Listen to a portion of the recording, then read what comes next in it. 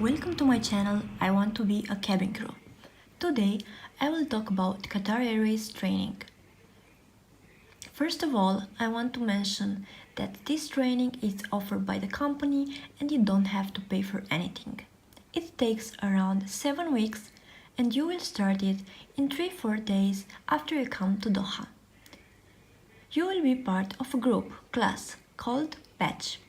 Usually there are around 16-17 people in one batch, all from different countries, but it happens to be 2 or 3 people of the same nationality. Qatar Airways doesn't mix the girls and boys, so we have girls batches and boys batches. Usually the entire batch lives in the same building. It's easier because the bus will come and take you all to the training center. It's a good thing also for the future cabin crew because they can study together. You can be either in the morning batch or in the afternoon batch.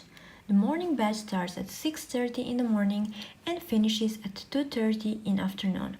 The afternoon batch starts at 3 and finishes at 11 in the evening.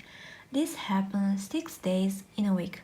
You have only one day off and that is Friday.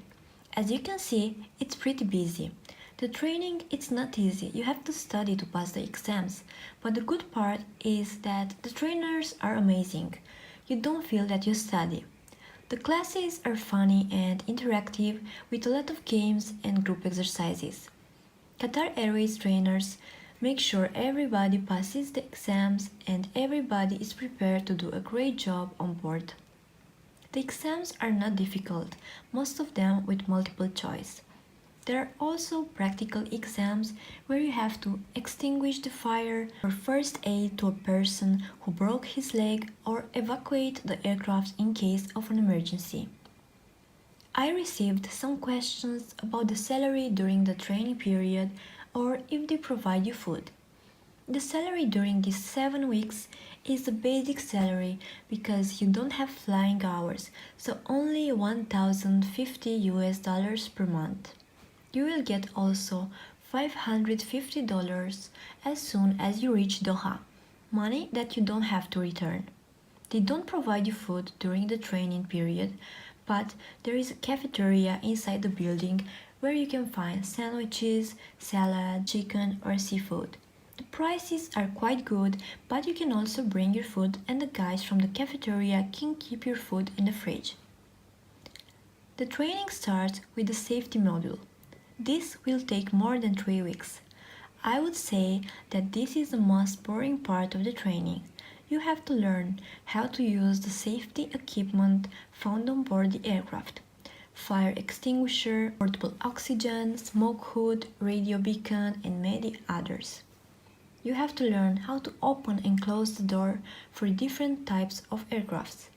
You have to learn how to evacuate the passengers in case of ground evacuation or water evacuation. The last one, water evacuation, it's called ditching. We used to do it in Dubai in the Emirates Training Center, but after the political issues between Qatar and United Arab Emirates, we do it in Doha. A lot of people are scared of this drill, but in reality it's not that difficult. You just have to jump in the water wearing a life jacket, make a circle with your colleagues, holding your hands, then get out. It takes probably 5 minutes. I would say that extinguishing a real fire will give you more emotions. The next part of the training is the service module and it takes around 2 weeks. You will learn the company's products and how to talk with the customers. You will be taught how to prepare cocktails, what types of wine we have on board, and also how to handle special customers, babies, pregnant ladies, unaccompanied minors, deported passengers, or blind passengers. It's not all about serving food. A cabin crew has to know a lot of things. You have to be ready for anything. You need to talk with people who don't speak English at all, deal with drunk or rude passengers or medical emergencies. This leads us to the next module of the training, first aid. You have to learn the type of medicines that we have on board and how to use them. You have to learn the signs of heart attack, stroke, or epilepsy crisis. You have to learn what to do if a passenger breaks a bone, gets a burn, or even a lady gives birth. If the first aid module may sound difficult, I want to tell you that there is a part of the training that you will like for sure, especially if you're a girl. You will learn how to have a perfect look, everything about makeup, hair, and nails. We have some grooming standards that you have to know. You cannot arrange your hair in any way you want or wear any lipstick color. There are standards that everyone has to respect. I want to talk also about the exam structure. As I said, they are multiple choice type. You have 50 questions and you can have 4 or 5 mistakes. The questions are quite easy, and if you pay attention during the lessons and study for a few hours at home before the exam, you will not have any problem to pass. Usually, there is one exam in a week. If you fail an exam, you will get another chance to pass it. If you still fail it, you will be moved in another batch. So don't worry, because you will not be sent home that easy. After you pass the exams, you can finally get your wings. You will have 2 observations flights, where you will observe what the other crew are doing. After these 2 flights, you will have a regular roster, that means schedule in aviation language. I'm saying this because few of you ask me if you will get layovers during the first months of flying.